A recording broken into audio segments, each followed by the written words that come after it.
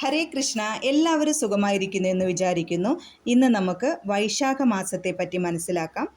വീഡിയോയിലേക്ക് പോകുന്നതിന് മുമ്പ് ഇന്നുവരെ എനിക്ക് നൽകിയ സപ്പോർട്ടിന് thank you so much.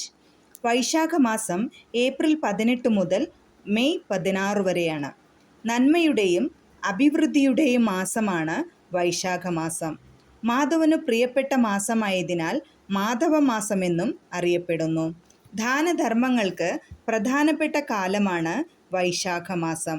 Vishnu ആരാധനയ്ക്കാണ് വൈശാഖ മാസത്തിൽ കൂടുതൽ പ്രാധാന്യം കൽപ്പിച്ചിരിക്കുന്നത്. ഈ മാസം മുഴുവൻ ലക്ഷ്മി സമേതനായി ഭഗവാൻ നാരായണമൂർത്തി ഭൂമിയിൽ തന്നെ കുടികൊണ്ട് ഭക്തരെ അനുഗ്രഹിക്കുന്നു. സുബ്രഹ്മണ്യനും പ്രാധാന്യമുള്ള മാസമാണ് വൈശാഖം. വൈശാഖ ദിനങ്ങളിൽ പ്രഭാത സ്നാനത്തിനും വളരെയധികം പ്രാധാന്യം കൽപ്പിച്ചിരിക്കുന്നു. ഉദയം മുതൽ 6:30 നാഴിക വരെയുള്ള സമയം ഗംഗാനദിയുടെ സാന്നിധ്യം നദികളിലും ആറുകളിലും കിണറുകളിലും തുടങ്ങി എല്ലാ ജലാശയങ്ങളിലും ഉണ്ടാവുമെന്നാണ് സങ്കല്പം. അതിനാൽ അതിരാവിലെയുള്ള സ്നാനം സർവ്വതീർത്ഥ സ്നാനഫലം നൽകുമെന്നാണ് പുരാണങ്ങൾ സൂചിപ്പിക്കുന്നത്. ഈ കാലത്ത് നടത്തുന്ന എല്ലാ പുണ്യകർമ്മങ്ങൾക്കും 100 ഇരട്ടിടം ലഭിക്കും. ഭഗവാന്റെ നരസിംഹാവതാരവും പരശുരാമ അവതാരവും നടക്കുന്നത് വൈശാഖ മാസത്തിലാണെന്നുള്ളതും ഈ മാസത്തിൻ്റെ മാഹാത്മ്യത്തിന് മകുടോദാഹരണമാണ്. പരശുരാമ അവതാരവും ബലരാമ അവതാരവും അക്ഷയ തൃതീയ ദിനത്തിലും നരസിംഹ അവതാരം വെളുത്ത ചതുർദശിക്കും നടന്നതായാണ് ശ്രീമദ് ഭാഗവതം വിവരിക്കുന്നത്.